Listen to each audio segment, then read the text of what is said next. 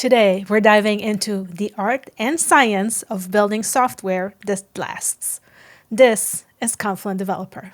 Wait a minute, you got 400 people working for you, and they know that their job's either going to be eliminated or transformed. What do you say? I'm going to argue that it's not the LLM's fault. It's not that they hallucinate. It's just that we're simply insufficiently precise in our requirements. So that was the problem. I did a great job of building out the technology. If only I'd got more customers, I would probably be coming to you live from my yacht. Hello there, everyone. I'm Polak, and welcome to Confluent Developer, where we explore the fascinating journeys of software developers tackling complex problems. In this episode, I'm interviewing Peter Bell, a veteran engineer, founder, educator, and community builder with over 3 decades of experience shaping the future of software. From his early days soldering circuits boards in school labs to building CTO communities and writing a new book on scaling AI and engineering for O'Reilly, Peter shares a story of vision evolution and the relentless pursuit of clarity in how we build systems. His journey spans everything from pioneering early DSL-driven web platforms in the 90s to exploring the future of where code itself becomes ephemeral, replaced by precise specifications and intelligent defaults. Let's get into it.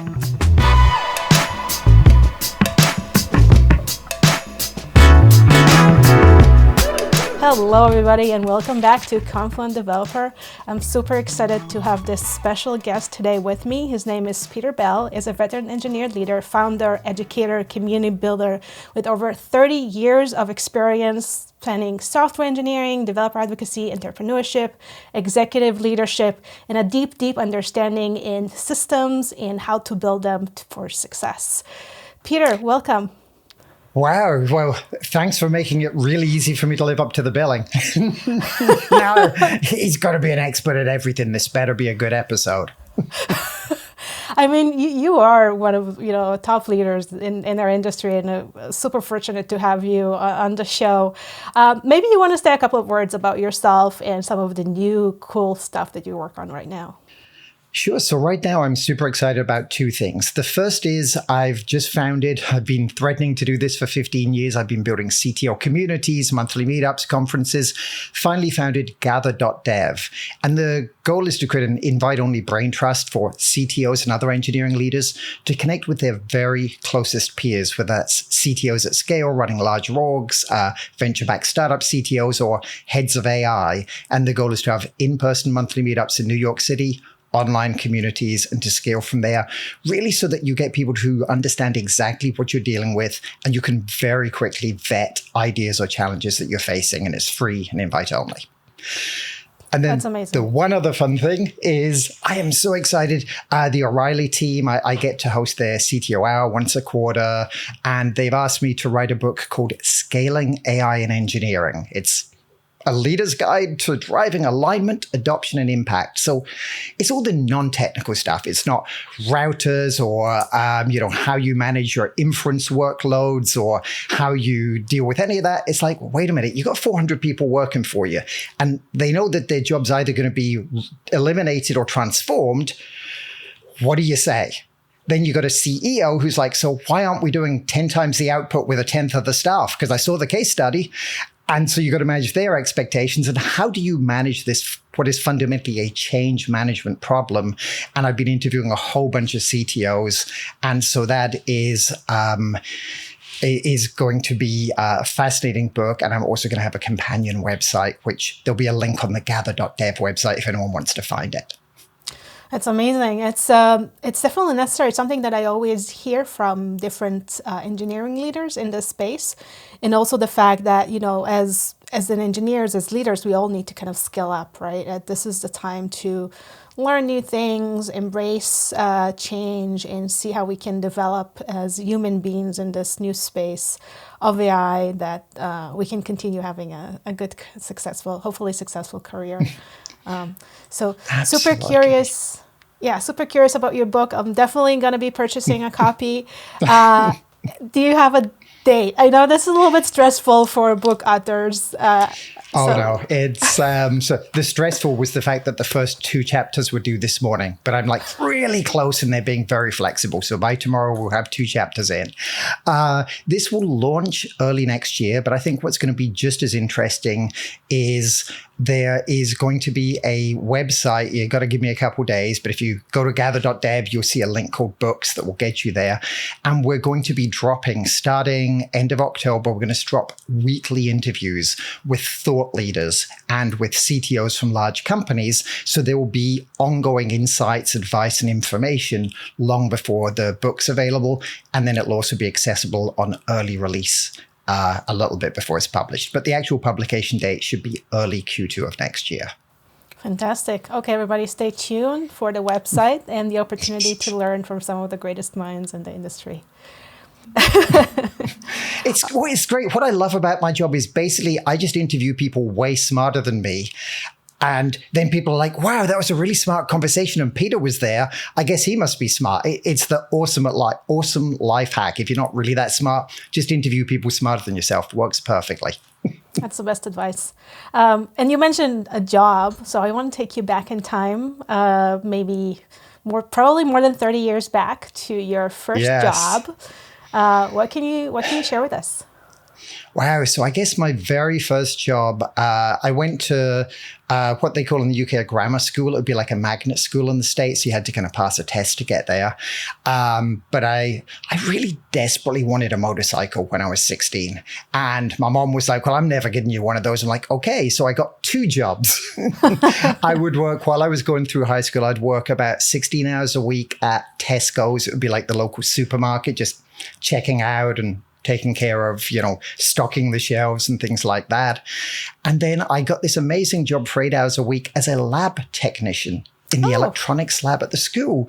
So we were downloading, to tell you how, we were downloading satellite feeds and information and, cleaning up the resistors and the transistors and the circuit boards and cleaning the soldering irons. But it was an incredibly traditional school. It was boys-only school, very kind of formal and traditional.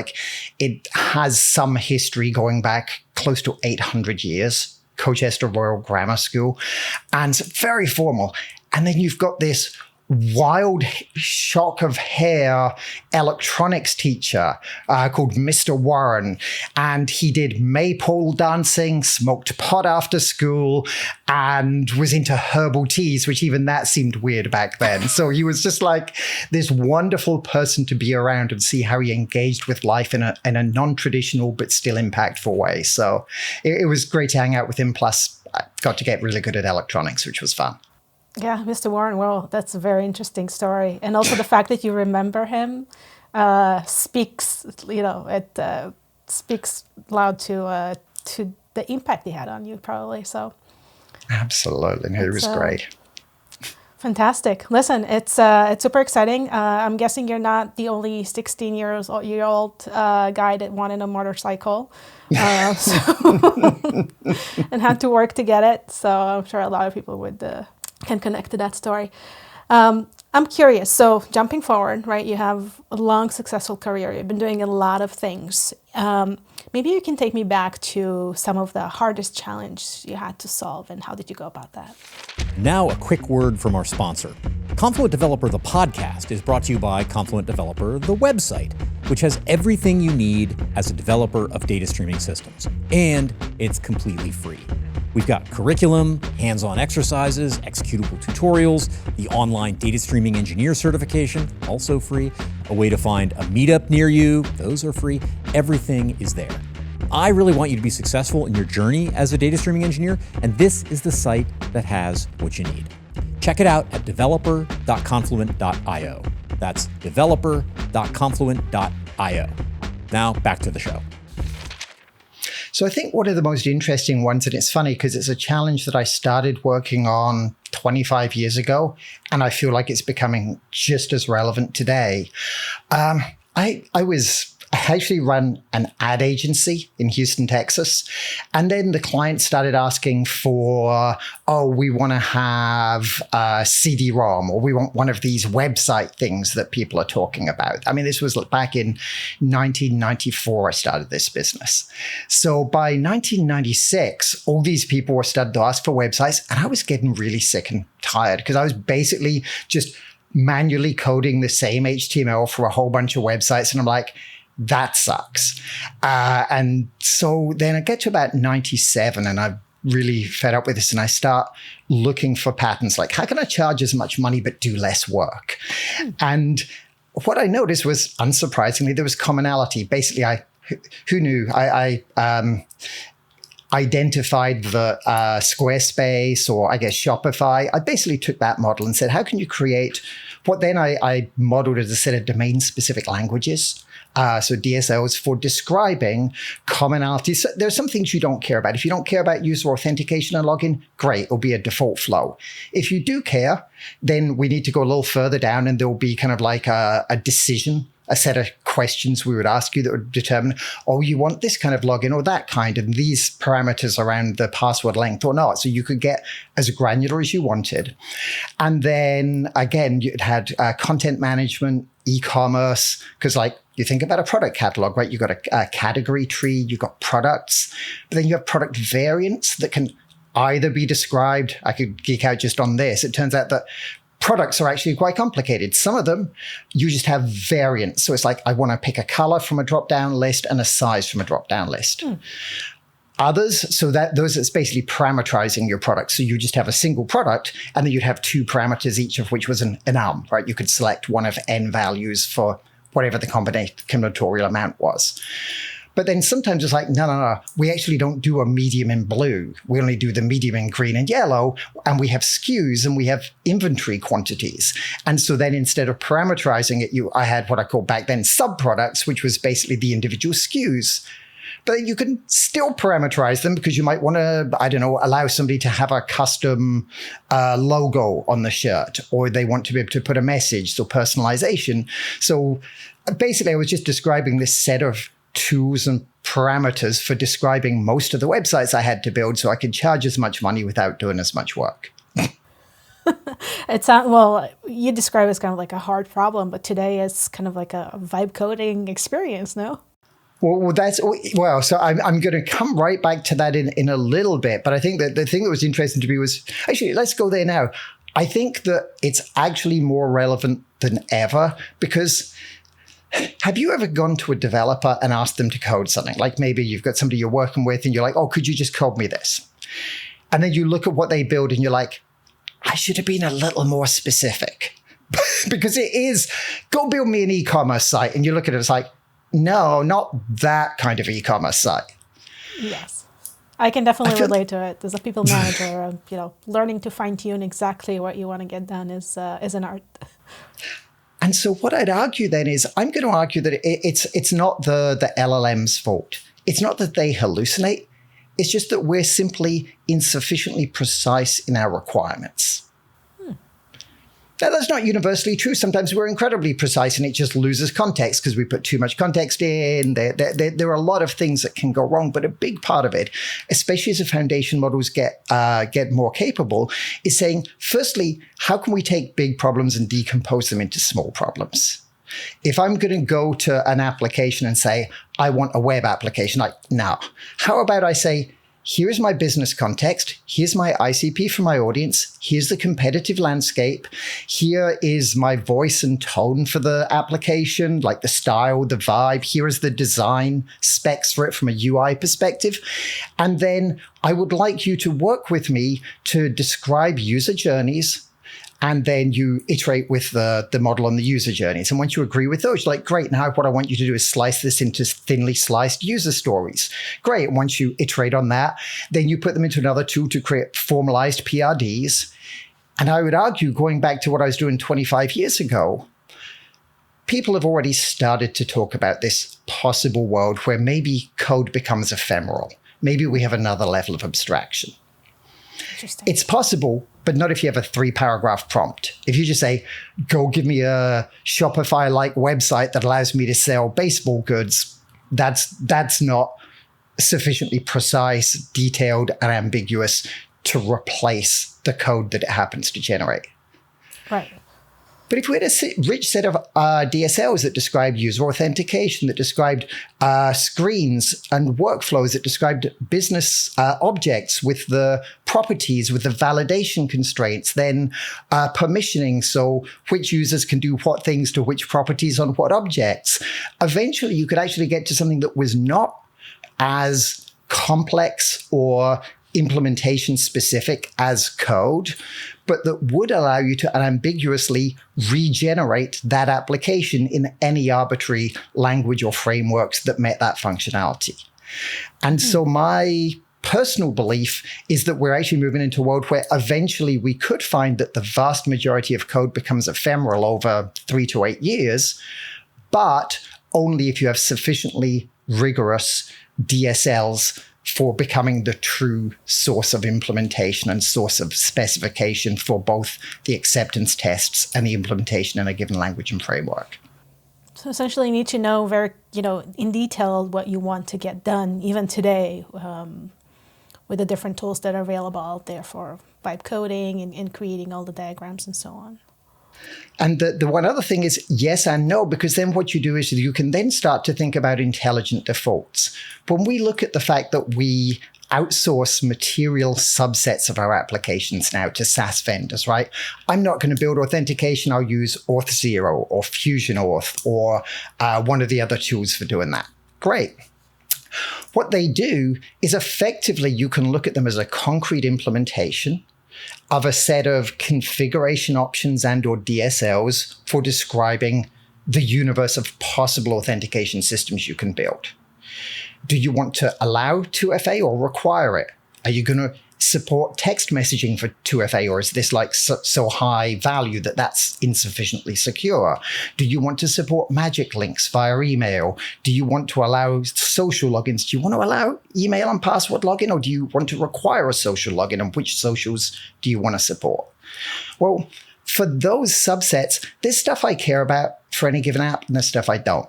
So maybe if I'm building a highly secure app, I'm going to configure every one of those possible options to say this is exactly how I want it secured. If I'm building, a wedding registry website, I don't care. I just give people a bunch of social logins. I don't need 2FA, and then just use good practices that you already know about user authentication.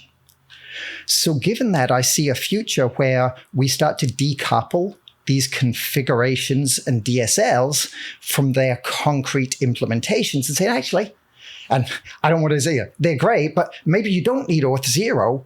All you need is a way of specifying authentication, and then there can be either you can vibe code an implementation that meets those requirements, and or you can pick from one of multiple vendors that can plug and play, match to, and meet the requirements and the specifications you have for your particular user authentication. And then the nice thing is now the amount of specification required for an application is as deep as you care about for any subset of the application. So if you deeply care about user authentication, you can have like 600 lines describing it in a very structured manner. If you don't care about authentication at all, you're just going to have 3 default configuration settings. And the best part is if your spec is like, if my spec for user auth for a simple site was just like, I just want it to be fairly secure, the implementation of fairly secure over the year would become more and more rich and would continue to keep up to date with pass keys and new things automatically, because you could simply say, well, what is reasonably secure now, have a detailed standard prompt for that, and then either generate or integrate with a third-party tool for doing that. Okay, so if I understand correctly, it's essentially a system that enables different type of users, right? From wedding planners to people that need a more secure environment, like in e-commerce and so on, to build their website in a way where they can use a DSL or describe or fill up a form that describe what exactly they need, and kind of your system all the way, and I'm sending people back all the way in 1996, 1997, is kind of automatically builds that for the customer, right? Yeah. So, I mean, I want to be realistic, going back and then forward. Back in 1999, I had a system. So my concrete implementation was as follows. This was back when you could use Perl still was a cool choice. You could use ASP Classic, because I don't believe .NET had dropped till about 2000. Or you could use languages. I think PHP was about, and I was using, one of my clients said, we're using this thing called Cold Fusion. I'm like, sure, let's give it a go. And the fascinating thing is that by the time I stopped doing this, Cold Fusion actually became the first dynamically typed language on the JVM. I'm a huge fan of Guillermo LaForge and Groovy. I've been involved with that community for a while, but actually Cold Fusion was there first. And so within the Cold Fusion world, one of the things I liked about it is it was a dynamically typed language. And a little bit like Ruby, it was designed to make metaprogramming easy, even for people like me are not very good with parentheses, so could never quite get their head around Clojure or Common Lisp or any of those. And what it allowed you to do was I literally had these base classes. I had like a base class, and then I had classes for user and for product and for content and all the rest. And what it would do is it would basically load at runtime an XML file that described, these are the properties of a product, and these are the properties of this and that. I'd already run a script to automatically provision the database schema based upon what your properties were. And then it basically used method missing. It said, wow, if there's not a list method or, list products or list products within a category method, then what it will do is it will use this base class method that does all that stuff.